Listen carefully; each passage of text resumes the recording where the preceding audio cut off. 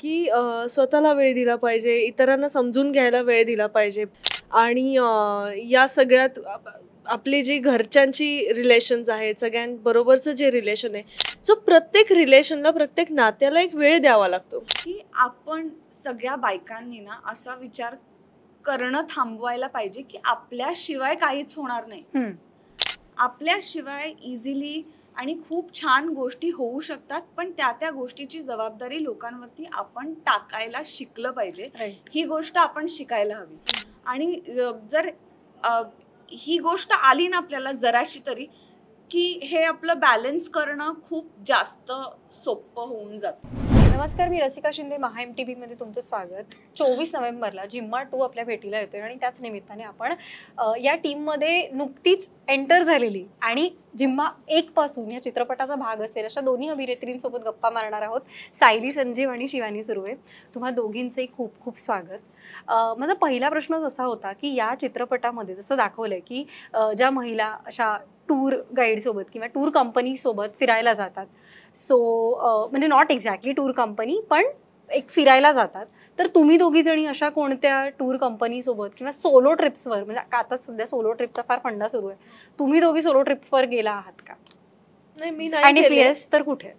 नाही, मी गेलेले नाही अजून. आणि पण जिम्मामुळे, जिम्मा 1 आणि जिम्मा 2 आता या दोन्हीमुळे मला असं खूप जाणवायला लागलंय की मला जायला हवं आहे कुठेतरी बाहेर स्वतःसाठी, आणि मला माझ्यातलं काहीतरी नवीन शोधण्यासाठी मला जाणं गरजेचं आहे. सो मी डेफिनेटली जिम्मामुळे इन्स्पायर्ड होऊन मी एका अनोळखी ग्रुप बरोबरही ट्रिप करण्याची माझी इच्छा आहे. आणि सोलो पण आतापर्यंत का नाही गेली? नाही गेली मी, कामामुळे असेल कदाचित, किंवा मला माहित नाही, मला ते जास्त महत्वाचं वाटलं नव्हतं आतापर्यंत. आता मला वाटू लागले जिम्मानंतर. तू काय सांग? मी शूटिंगच्या निमित्ताने खूप जास्त फिरणं होतं आणि तेव्हा को ॲक्टर्स आणि बाकी इतर सगळी टीम असते. पण जेव्हा मी पर्सनली ट्रॅव्हल करते तेव्हा मला माझ्या कम्फर्टचीच माणसं अवतीभोवती लागतात. मी कधी सोलो ट्रॅव्हल केलं नाही आहे आणि मी घरापासून लांब खूप जास्त दिवस राहिलेही नाही आहे. सो जिम्मा या चित्रपटामुळे मी माझ्या घरापासून लांब ऑलमोस्ट 1 महिना राहिले आणि तो मोमेंट माझ्यासाठी खरं तर खूप म्हणजे मी कायम मुंबईत राहिलेली मुलगी आहे आणि कायम आवाज, गर्दी ह्या सगळ्या गोष्टींची मला खूप जास्त सवय आहे. आणि मला असं कायम वाटायचं की मला शांत जागा मला नाही आवडणार किंवा मी जास्त नाही सेट होणार. मी फार फार तर शांत जागी 2-3 दिवस राहीन, मग परत मला यावंसं वाटेल. पण जिम्मामुळे मला राहावं लागलं, पण ते एका आठवड्यानंतर मी ते एन्जॉय करू लागले आणि मला कळलं की आपल्याला हे खूप आवडतंय. सो मी माझ्यातली ही एक अशी गोष्ट डिस्कवर केली की मला एकटीला आणि वेगळ्या आणि शांत ठिकाणी एका जागी आरामात बसून राहायला आवडतंय. तुझं ह्याच्यामध्ये कॅरेक्टर ट्रेलरवरून एक अंदाज येते की अशी मुलगी की जिचं आयुष्यामध्ये खूप प्रॉब्लेम्स आहेत, की जिला मेंटल पीस पण नाही, आणि त्यात तुझा आणि सिद्धार्थचा जो एक डायलॉग आहे की आता रोमॅन्सही नको आहे. तर आत्ताच्या ज्या तरुण मुली आहेत किंवा खूप कमी याच्यामध्ये, एकतर कमी वयामध्ये प्रेमात पडणं किंवा मग ते ब्रेकअप्स आणि मग ते डिप्रेशन, तर या सगळ्याकडे तू कसं पाहते? तुम्ही दोघी या गोष्टीकडे कसं पाहता? मला तर असं वाटतं की जे टीनेजर्स आहेत त्यांनी रिलेशनशिपला एवढं म्हणजे relationship in terms of between you आणि अजून एक मुलगा, अशा ज्या रिलेशनशिप असतात त्या रिलेशनशिपला एवढं महत्त्व दिलं नाही पाहिजे की त्याचं तुम्हाला दडपण येईल किंवा डिप्रेशन येईल. ह्या अशा गोष्टी तुमच्या आयुष्यात होत राहतात, पण एक अशी व्यक्ती फायनल असते जी तुमची पीसमेकर ठरते. सो अशा छोट्या छोट्या म्हणजे जे हर्डल्स येतात ना, त्याच्यामुळे डिप्रेशन मध्ये जायची अजिबात गरज नाहीये. सो एन्जॉय करा, एवढं सिरियसली घेऊ नका. हे आत्ता मी खरं तर तुम्हाला खूप इझिली सांगते, पण हे मला स्वतःवरती अप्लाय करायला अनेक वर्ष लागली. आय फील की खूप क्विक झालंय सगळं. सगळ्या गोष्टी खूप पटापट हव्यात आणि मला असं खूप वाटतं की जरा थांबा, जरा ब्रेक घ्या, थोडा श्वास घ्या, थोडा विश्वास ठेवायलाही वेळ द्यावा लागतो. सो थोडा वेळ कुठलीही गोष्ट टाइम इज अ मेडिसिन आपण म्हणतो तसं आहे की थोडा वेळ कुठल्याही गोष्टीला दिला की हे सगळं आपोआप सॉर्ट व्हायला लागतं. त्यामुळे मला असं वाटतं खूप क्विक आणि आता पटकन आता पुढे काय होणार आहे आम्हाला माहिती नाही म्हणून आम्ही आता जगून घेतो असं नाही होत.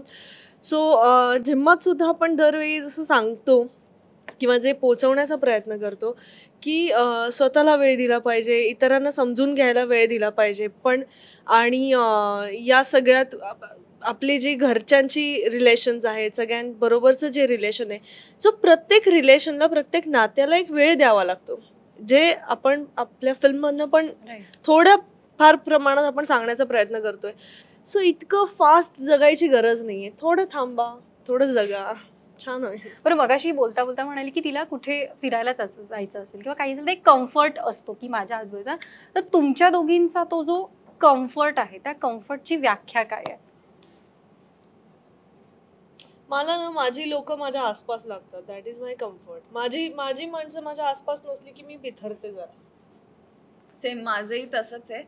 आणि मी जास्त बोलत नाही घरी आणि मला ना जरा मला ती माणसं हवी असतात पण मी त्यांच्याशी कम्युनिकेट न करता पण एन्जॉय करू शकते. सो ती अशी एवढी माझी हक्काची माणसं आहे.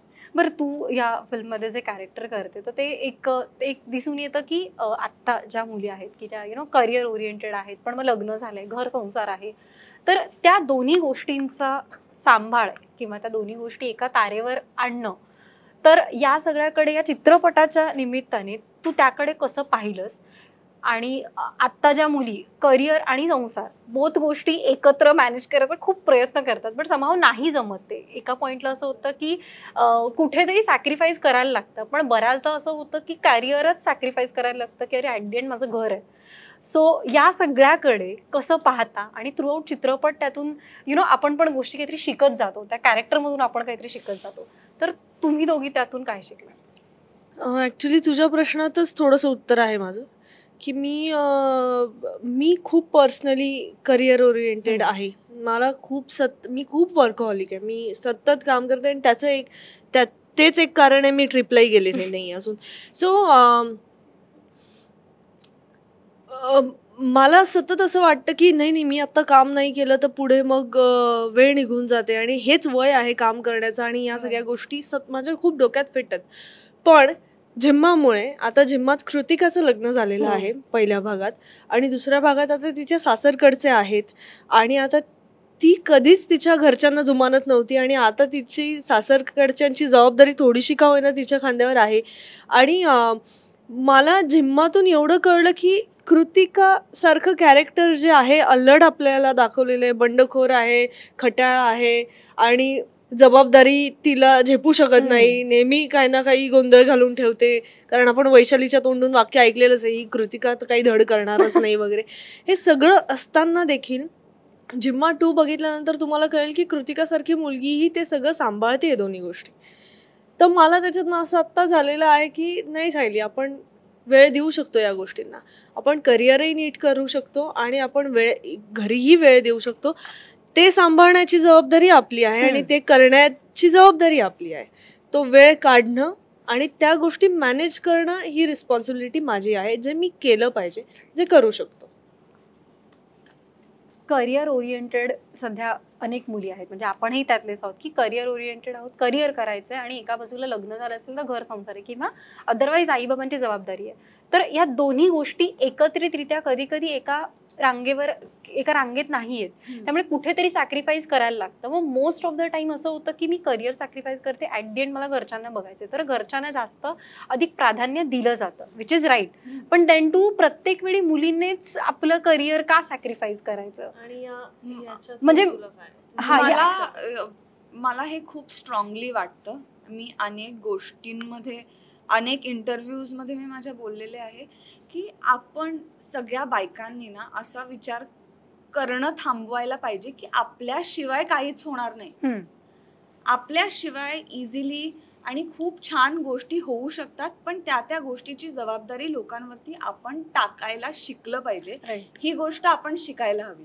आणि जर ही गोष्ट आली ना आपल्याला जराशी तरी, की हे आपलं बॅलन्स करणं खूप जास्त सोपं होऊन जातं. आता म्हणजे आपण बोलतोच तर रिलेशन बद्दल एक मला असं विचारतं की कोणत्याही रिलेशनमध्ये कोणत्याही नात्यामध्ये रेड फ्लॅग हा कोणता असेल तुम्हाला काय वाटतं? मला वाटतं ट्रस्ट इश्यूज फॉर मी. माझ्यासाठी खोटं बोलणं कुठल्याही नात्यात हा रेड फ्लॅग आहे, मोठा रेड फ्लॅग.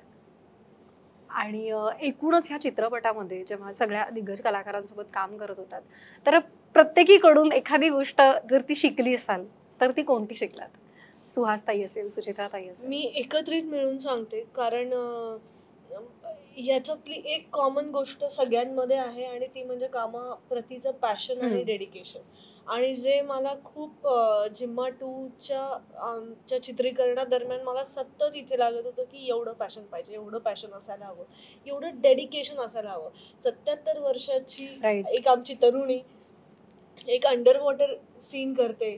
त्यानंतर अनेक काही प्रसंग असे आहेत जे आता मी सांगू शकत नाही, पण ते निर्मिती मावशी करते, सुचित्राताई करते, क्षिती करते, शिवानी, रिंकू, सिद्धार्थ. तर ह्यांच्याकडून आणि अर्थात ह्या सगळ्यांना सांभाळणारा आमचा हेमंत आणि त्याचं सुद्धा डेडिकेशन आणि पॅशन. सो हे सगळ्यांच्याच बाबतीतलं विथ मी. Nice. तू काय सांगशील? मी पण हेच म्हणेन की ह्या सगळ्यांचं डेडिकेशन खूप आहे आणि खूप मनापासून आणि प्रेमाने ही सगळी मंडळी काम करतात. मला असं वाटतं की मी जोपर्यंत काम करते हे एवढंच डेडिकेशन आणि आत्ता जेवढं आहे त्याच्यापेक्षा खूप जास्त अजून डेडिकेशन आणायचं आहे. आणि ह्या 1-1.5 महिन्याच्या सगळ्यांबरोबरच्या जेवढा वेळ मी त्यांच्यासोबत घालवलाय त्याच्यावरून मला ही एवढी एकच गोष्ट त्यांच्याकडनं घ्यायची. बरं, शेवटचा असा प्रश्न होता की तुमच्या दोघींच्या दृष्टीने स्वातंत्र्याची व्याख्या काय? जी मी माझी बनवेल ती म्हणजे सॉरी असं नाही, पण आत्ता जर मला काही इथून उठून बाहेर जायचंय आणि चहा प्यायचा आहे, जसं मी मगाशी मागत होते टपरीवरचा चहा हवाय, ते आत्तासाठी माझ्यासाठी स्वातंत्र्य असेल. मला जे हवं ते स्वातंत्र्य. मला असं वाटतं माझ्यासाठी मी जिथे आहे तिथे कम्फर्टेबल, ज्या सिच्युएशनमध्ये आहे मी कम्फर्टेबल असणं हे माझ्यासाठी खूप मोठं स्वातंत्र्य आहे. बरं, 24 तारखेला चित्रपट येतोय, जाता जाता प्रेक्षकांना काय सांगाल? मला एवढंच सांगायचं आहे की तुमच्या प्रेमामुळे आणि तुम्ही दिलेल्या प्रतिसादामुळे झिम्माचा भाग 2 आम्ही तुमच्यापर्यंत पोहोचवतोय. आणि आम्ही हा सिनेमा करताना खूप मनापासून प्रेमाने प्रामाणिकपणे केलेला आहे, खूप मेहनत घेतलेली आहे, सगळ्यांनीच कष्ट घेतलेले आहेत, जे आमच्याकडचं डेडिकेशन पॅशन होतं ते सगळं लावलेलं आहे. आणि आता त्या बदल्यात आम्हाला तुमच्याकडनं फक्त प्रेम हवं आहे. सो 24 नोव्हेंबरला भरभरून प्रेम आणि प्रतिसाद आम्हाला द्या. तुमच्या जवळच्या लांबच्या चित्रपटगृहात हा सिनेमा प्रदर्शित होतोय आणि आनंदाचा खेळ आहे, त्यामुळे आनंदाने साजरा करूया. नक्कीच. शिवानी. सेम मला पण तेच म्हणायचंय. खूप मनापासून प्रेमाने खूप मेहनत करून हा सिनेमा बनवलेला आहे. आणि ह्या वेळेला स्पेशली हेमंत बरोबर काम करत असताना एक डिरेक्टर म्हणून खूप जास्त मजा आली. हेमंत थ्रू आउट शूटिंगच्या वेळी म्हणत होता की माझा खूप अभ्यास झालाय ह्या वेळेला. सो तो जो काही ऍप्ट अभ्यास होता ना, ती प्रोसेसच इतकी फन होती आणि त्या प्रोसेसमुळे एक वेगळं पिक्चर क्रिएट झालेलं आहे. आणि झिम्मा 1 तुम्हा सगळ्यांनाच आवडलेला आहे आणि मला खात्री आहे हाही सिनेमा तुम्हाला तितकाच आवडेल. तर नक्कीच 24 नोव्हेंबरला झिम्मा 2 प्रदर्शित होतोय. तर सायली म्हणाला तसं जवळच्या लांबच्या कोणत्याही चित्रपटगृहात जाऊन पहा आणि आपल्यासोबत तुमच्या मित्रांना, आईला, कुटुंबासोबत जा आणि हा चित्रपट कसा वाटतोय ते आम्हाला नक्की कळवा. भेटूयात पुन्हा एकदा. धन्यवाद.